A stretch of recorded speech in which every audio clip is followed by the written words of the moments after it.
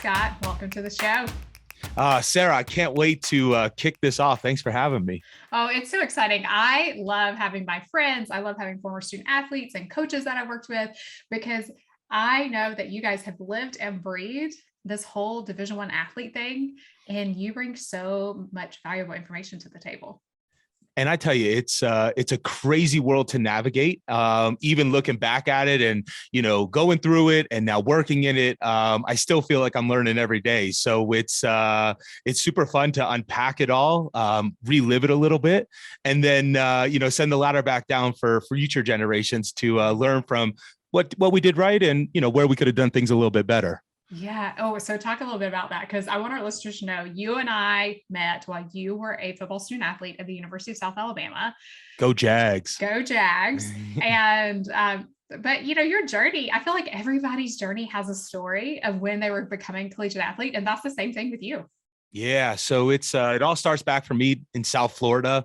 So unlike what folks are going through now, I played every sport under the sun. So if there was a puck, a ball, a bat, I was swinging it, and we were playing sports. Figured out in ninth grade that I could punt the football a little bit better than average, and that quickly transitioned into a real path moving forward. And so was highly decorated coming out. Thought I knew exactly where I was going and what the road was going to look like, was committed to University of Tennessee. And at that point, I was the bed was made and I was getting ready to lay in it. And I got that phone call that I think a lot of athletes dread, but they know oh too well, which is, hey, there's been a new coach that took over the reins. We're going to go a different direction. Best of luck with your journey. And so I went from high on the hog to really what I'll call my first life lesson, which was don't count money until it's in your bank account. And so had to do a little scramble action and, sort of have some faith in what was going to happen next. Was actually taking Division III visits because, as a punter, once you say no, they go and fill the slot. So I was at a school in Wisconsin, got a phone call from Tommy Perry, who, was giving me looks at University of Alabama. And I got this incredible opportunity that said, hey, look, we're starting the football program at South Alabama. And we actually play Tennessee in 5 years. So if you're interested, it's not going to be handed to you, but there is a lane for you to come and earn a position on the team. And Sarah, that's how I ended up in Mobile, Alabama, with piles of dirt and pictures of what the program was going to be. And, now we have a stadium on campus. And so it was an incredible journey. Got to bookend my playing days at University of Tennessee, which was almost poetry in motion. And, it was honestly like, blessing in disguise, which I know sounds cliche, but at the time it felt like the biggest blow. Well, yeah. And so because that happened, that happened your senior year when you got the phone call and they were like, we're like no longer interested. It happened 2 weeks before signing day. Oh man. And so everybody kind of understands, because I do think we don't talk about this enough for specialists in the football world, because there's not a lot of you guys out there. Yep. And as far as spots at Division I schools, and we also want to rephrase this too, so that our listeners know, is that football is an all or nothing sport. So when we talk about scholarships, we're talking about a head count sport. That means if you get a scholarship at playing Division I football, it is going to be a full ride. If you do not get a scholarship, you're a walk-on and you get $0 athletically. Yep. That is exactly it. And there's blessings and curses in that, right? Like I think in everything there's double-edged swords, and it's one of those things where, I think there's two misconceptions. One, that, all scholarships are created equal, which is not true. And the second being that when you sign on the dotted line, you have a scholarship for 4 years. And that's not the case either, right? So despite, the romanticized vision of what we see scholarships to be, especially when you think about it now with the transfer portal, which wasn't around when I was playing, nothing is guaranteed. And so you're constantly being evaluated. So just, signing, with your initial school, that's still just the first step in this journey, right? That's just crossing the chasm into this new world. Then you have to go ahead and maintain and progress in order to keep that scholarship. So, the competitive landscape of sports has changed so quickly in the college level, I mean, look at, what South Alabama, I believe we signed 15 transfers, and so like, now, if you're an up and coming senior, you're not only worried about the rest of the country that's coming in your class. Now you have a whole nother pool of, folks that have been at that level. So it's so important to stay sharp on that skill set. And honestly, looking back, that was one of the things that I was, very naive to, where it was like, I'm here, I made it. No, that's not the case. And so you were jockeying for position every single offseason. And, it teaches you a lot about the real world, but it's not for the kind hearted out there. Yeah. So tell everybody so that they can kind of understand what this means is from a specialist perspective. And we're talking punters, long snappers, and, kickers. How many are we looking at that's on like a Division I football team? Yeah. So, so it's been interesting because this paradigm has really shifted now where, you realize the value in field position, you realize the value in those 3 points that typically determines, at the highest level of football, that's typically how the game's determined. And then, without a long snapper, none of these plays take place. Right. So there's been a real emphasis put on this. So when you think about a scholarship, right, maybe there's 2 scholarships amongst a whole specialist group. Now they'll invite the sink, the whole kitchen sink to come walk on, and you always need practice players, but I mean you got to think about it, right? Like, I mean, you have to build a business case to say that my skill set is just as valuable as the quarterback, and you should spend that same capital via scholarship or money on me to have me a part of this team and bought in at that level. So I think coaches have really evolved their thought process around it. But to answer your question, at a very affluent team, we're looking at 3. At a very, sort of traditional team that's still cutting their teeth, maybe 1. Yeah. Yeah. And that's really tough thinking of these kids who are out there just, they're grinding every single day to like make this work. And stories like yours pop up all the time of where like, yeah, I got cut before I even got there. Yeah. Or, and then I had to fight for my position the whole entire time that I was there, because you're right. The transfer portal has become just part of the game. Yeah. It's almost like semi-pro sports, right? Like, I mean, when you think about name, image, and likeness, when you think about the transfer portal, there's a lot of levers. Just even, I mean, I'm out of school, not even a decade, and the game looks completely different. And so I think that's, if I could send one piece of advice down to, folks that are coming up through it now, you are your own brand, you are your own product. And so you're your own product. And I think that, it's no longer the singular, I am a football player. You are a student, you are an athlete, you are a creator, you are an influencer. And so there's a lot of weight on your shoulders. And I think it's very important to have those priorities in line as you go into this next venture, which luckily or unluckily, I don't know yet. I didn't have to deal with when I was going through the journey. And I want us to like land like right there for a second, because you brought up something about being your own brand, being this influencer, being this person that like people talk about, and specifically online. And we talk about a lot on the show that it's not just about being the star athlete anymore. We're looking at nutrition, we're looking at sleep, we're looking at mindfulness. How about that big word, academics? Like all of these things go together, and that really helps you build the brand of who you are. 100%. And like, I mean, working and consulting in the space right now, we've been teaching athletes to leverage the name on the front of your jersey to impact the name on the back of your jersey. And I think that's where, when you realize that you are the asset and the school is the vehicle, that's when it becomes empowering. And I think a lot of folks rely on, they want to be told. And as athletes, we're really good at being coached, which is great in some lanes. But in some lanes, it's very limiting, or it's almost debilitating, because if no one's guiding you on where to go, well, then you're just sort of stuck. And so I would encourage everybody to look at your sport as the vehicle to get you where you want to go in life, right? Not as the destination. Oh, that's such good wisdom, because I'm thinking about moments when Scott walks into my office as a student athlete and we're having those conversations. I think I looked you in the eye and said, what do you even want to do with your life? Yeah. Because that was the big question of like, yes, you are here. And we say, student athletes are on campus for 4 to 5 years now, sometimes 6, depending on like what's happening. But after that, what does life look like for you? That's the big question. Yeah. And I think, it's, I want everyone listening, regardless of where you're at in the journey, to know that it's okay not to know. You're still very young when you're going through these formative years in school. And so I think there's a lot of pressure to say, what do you want to do? When the reality is it took me most of my 20s to start to circle around that. And I would say that, I'm constantly evolving that thought of what I want to do. But, I think what sports allows you, or allowed me to do, and folks like Sarah in my life, it was establish a foundation to build on. And that's what I would encourage everybody. Stop trying to think about where you want to be. Start thinking about what you want to build on.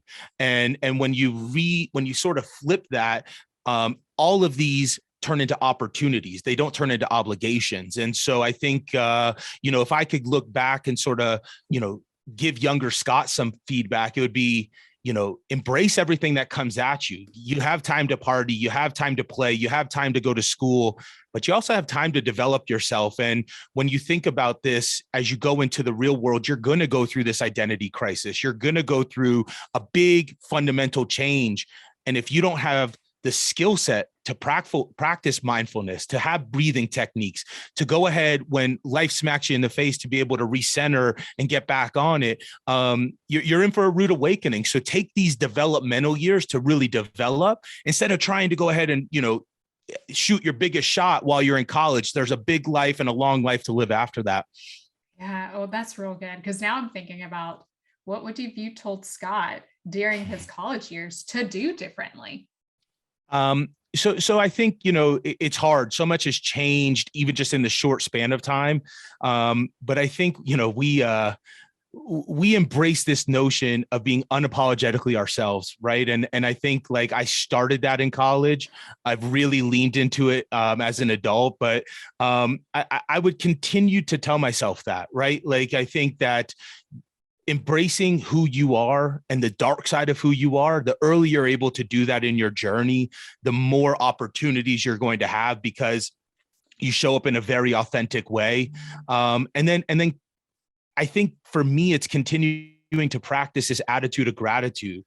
The through line of all success stems from gratitude. And that's where all these obligations turn into opportunities. And that's where that manifests from. And so when I was younger, oh, I have to go to the field house. Oh, I have to do this. Oh, I have to go to study hall.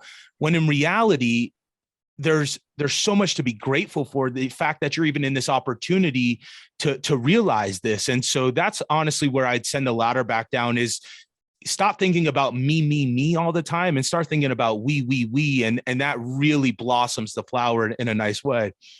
Oh, Scott, I can remember having conversations with you of saying, okay, if you would just go ahead and get some stuff done in study hall, then your time would be up. Yeah. Versus you standing here having a conversation with me of like, why you don't really need to be here. But I will tell you this though, right? Like, studying is very important in study hall, but like, I mean, Sarah, look at, if I don't take those moments to build a real relationship with the people that are advising and that are really around me, then we're not sitting here today. And I think the real juice for the squeeze in college is the relationships you're able to build and nurture in a time where you don't have a ton of other responsibilities outside of the ones that you're told to do. So although I wish I would have studied a little bit more, like, we wouldn't have been here if we didn't, have those moments in your offense with Terrence Timmons and the whole crew. The whole gang, I know. Well, and that's the thing too, that we talk about on the show. We talk about what there's so much value in the people that you encounter when you're going through these recruiting visits, when you're making your decision of where you want to play and spend these 4 to 5 years of your life where, you probably are a different person when you walk across that stage at graduation than when you walked in the door at orientation. And so when you look at it, knowing who you encountered while you were there and really sitting and having these conversations lead to so much more. And that's why I tell kids, when you're on campus and you're visiting and you're doing all this, you will know. You can weigh your pros and your cons all day long, but you need to go with your gut, because there is a place that you belong. 100%. And I think, I'm going to peel back to an earlier question and I'll marry it to that. But, looking back, Sarah, like, relationships are the most powerful thing in this world. I mean, it's literally the key to success in my mind. You can have all the knowledge, but if you don't have the relationships, then sometimes you're just sitting there by yourself stewing on this knowledge. And so looking back, I think honestly, what I would tell myself to do is bring this into the digital world, build a real LinkedIn presence as a college athlete, and let these folks who want access into what you're doing, give them a reason to connect with you, give them a reason to start building before you have to start asking for jobs and networking opportunities. So I would encourage everybody listening, old, young, parents, kids, start building your LinkedIn community. Like, I mean, Twitter and IG and TikTok are sexy and fun and entertaining, but LinkedIn is the biggest gem out there. And you're 1 degree away from changing your life with a simple connection. So that's honestly, like, if you guys take anything from this, LinkedIn is the most powerful networking tool out there. Lean into it while you do have that name on the front of your jersey. Oh, that's good. Because you and I talk about that all the time, about how like LinkedIn has brought in some of the guests that we've had on our show. You and I have connected with more people outside of our circles just because of LinkedIn and because of the conversations that we can have through that platform. 100%. It's powerful. It is so powerful. And I mean, look at like people, you're a sought after commodity, whether you're D1, D2, D3, NAIA, JUCO, there's just some allure about being an athlete. And like in our world, we feel like everyone's an athlete. And then you get out into the real world and you realize that 98% of people want what you just went through. Keep that in your back pocket. That's a real big leverage card as you start to build your brand. Well, because what is the statistic? It says that only 7% of high school athletes go on to play their sport in college, and that's at all levels. So there's still 93% of, people out there who didn't play sports in college. And when you talk about what they're looking for, we know a few things about student athletes. They're disciplined, they're coachable, they know how to work on a team. There's all these things, and you can really bring that to light if you start early and using LinkedIn as a resource. 100%. That's drop the mic. That's honestly one of the best things that I've done as a young adult now, and it's paying dividends on the backside as I'm really starting to flourish in my career. So would definitely encourage everyone to get into that channel. If you need help or you have questions, don't be scared to ask. As athletes, we're very proud. We stroke our egos. We love our pride. Outside of sports, there's a lot that we don't know, and just like we want our position coaches to help get us and be prepared for that next play or that next game. There's mentors, there's people that are looking to send the ladder back down. Don't be so prideful. Ask for help and it will come to you in droves. Oh, we had a former student athlete that was on the show a while back, and his quote was, just send the email. That's all you have to do, which I thought was like, that's so true. Like that is super helpful when you do that. 100%. Well, Scott, the podcast is called Confessions from the Sidelines. So I would love to know, what is your favorite memory of standing on the sidelines? All right. So, wow, there's so many of them because as everyone knows, as a punter, you spend a lot more time on the sideline than you do on the field. So I mean, I'll tell 2 stories. One of them is, it's an in-game story and it just goes in line with being a punter. And so I'd always set my helmet down next to the net. We had an interception. I also held field goals. And so we had an interception. The game flipped on a dime. Next thing you know, we got to go out there, field goal unit. Jeff Bailey, for anyone listening, they moved the net and they moved my helmet along with it. And so I was frantically, I get on the field 6 times a game, maybe. And if I couldn't find my helmet, they would just never let me live it down. And so I ended up wearing an offensive lineman's helmet that was way too big. I could barely see. So on film, you just see me pushing it up and, we managed to get through it, but I heard about it in a big way from my coach. And it was just one of those moments where it's like, be prepared because you never know when it's going to flip on a dime. And then, I think the best sideline stories for me always came from the away games because I would always go out for pregame before, and I would always go out and get to watch these celebratory moments. And so being at the Naval Academy, I mean, I remember sitting there with our deputies that, we traveled with, and it was a moment that was just bigger than football. And so the cadets were on the field, and it just was like, I get goosebumps talking about it right now. And I think like you realize that football is just a vehicle in this game, and this game is a vehicle into life. And I just so vividly remember the flyover. I vividly remember the cadets and throwing the hats, and it was just this moment of like, I didn't get to share it with the rest of my team. And that was one of the unique things about being a punter. But man, that was, it was just so much bigger. And I think that was the first moment that I realized, like, man, this is a really cool vessel to something that can open a lot of doors, that impacts a lot of lives. And I think we get blinded by that. So, I mean, those are two, but I mean, Sarah, like we could have a whole podcast about sideline confessions. I don't want to tell some about me engaging with the cheerleaders or missing the net when I'm kicking, those are the funny ones, but it's the sideline is where all my memories came from. Oh, being on the sidelines is so, so special. And like, I mean, I've stood on that sideline many a times and continue to also in what I do now. So thank you so much, Scott, for being here. Now, so you mentioned you are super big on LinkedIn. So I know everybody can find you there. So we'll make sure to link your LinkedIn profile in the show notes, but where can everybody else find you if they want to connect with you? Yeah. I mean, I'm going to send you to LinkedIn, right? Like, I mean, Facebook is fine. Instagram, I'm not super active on, but hit me up on LinkedIn. Send me an email, scottgarber40@gmail.com. Super responsive. I think, look at this whole game is reach one and teach one. And Sarah, that's why I love what you do. There's so many predators in this space that we live in. And for you to shine through and be a Sherpa and lead people the right way. However, I can pour gas on any of the folks you work with, like on their fire, would definitely love to lean in. So please don't hesitate. As your former guest said, send the email. That's right. Send the email. Thanks so much, Scott, for being here. Yeah, Sarah, thanks for having me.